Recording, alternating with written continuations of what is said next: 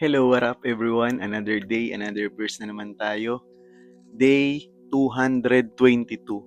Our verse for today, Isaiah chapter 49 verse 15 and 16. Pero sumagot ang Panginoon, makakalimutan ba ng isang ina ang kanyang anak? Hindi ba niya magmamalasakitan ang isinilang niyang sanggol? Maaaring makalimot ang isang ina, pero ako, hindi makakalimot sa inyo. O Jerusalem, hinding-hindi kita malilimutan. Isinulat ko ang pangalan mo sa aking mga palad. Palagi kong iniisip na maitayong muli ang iyong mga pader.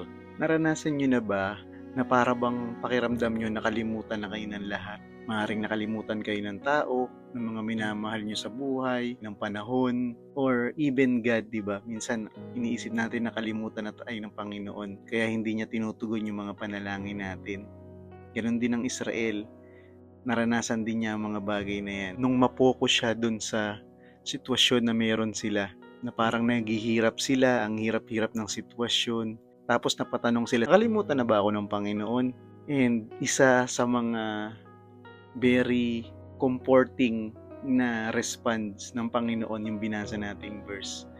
Dahil hindi niya sinabi na, ano ka ba? Hindi niya pinagalitan yung Israel kundi sinabi niya, hindi kita kailanman makakalimutan dahil nakaukit ka sa aking mga kamay. Tapos kinumpare ng Panginoon yung pagmamahal ng isang ina sa kanyang sanggol, na alam naman natin na ang isang tunay na ina ay nagmamahal talaga sa kanyang mga anak.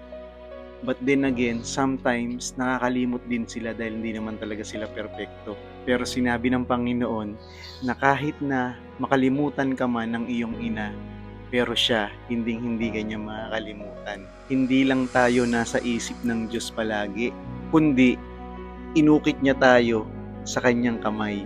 Ibig sabihin lang nun, alam ng Panginoon ang pinagdadaanan natin, na kahit na nasa paghihirap tayo, kahit na pakiramdam natin ay naabandon na tayo, pero nandyan siya palagi para sa atin, na ang identity natin at ang ating halaga ay hindi nakadepende kung ano yung sitwasyon natin ngayon. Yes, maaaring minsan nagdududa tayo, nag-aalala tayo, and minsan parang iniisip natin, ano bang plano talaga ng Diyos sa buhay ko? Minsan hindi naman natin nakikita talaga kung ano yung ginagawa ng Diyos behind the scene.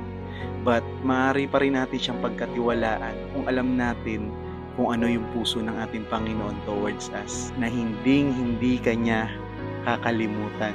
Kung babasahin natin siya sa simula, inuutusan doon ang mga langit na umawit, na magalak ang mundo at umawit ang mga bundok, sapagkat kakaawaan at aaliwin ng ating Panginoong Diyos ang kanyang mga mamamayan na mga nahihirapan. So yung sinasabi sa Bible na we live by faith not by sight, na tipong kahit nakikita mo na parang ang gulo ng sitwasyon or ang hirap ng sitwasyon, pero patuloy ka pa rin nananampalataya na may magandang gagawin ng Panginoon sa buhay mo.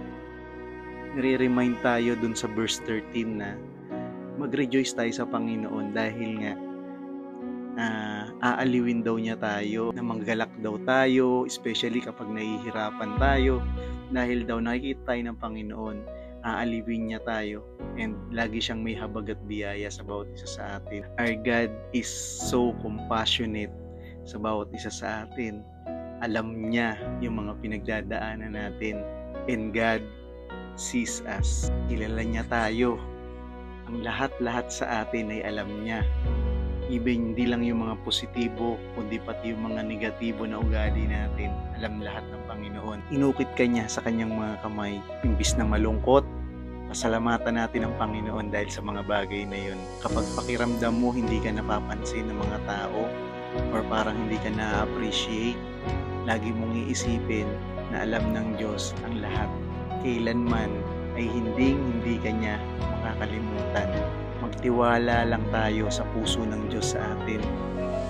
Kahit minsan hindi natin maintindihan kung ano yung mga nangyayari, or hindi natin maunawaan, or naguguluhan tayo sa timing niya, tiwala tayo sa puso ng Diyos. Mahal ka niya, mahal niya tayo, He cares for us, and mararamdaman natin yung pagko-comfort ng Panginoon especially kapag dumating yung time na nasasaktan tayo. Patuloy natin siyang sampalatayanan, patuloy tayong maniwala sa kanyang mga magagawa. Makalimutan ka man ng ibang mga tao, pero ang Diyos, hindi ka niya makakalimutan.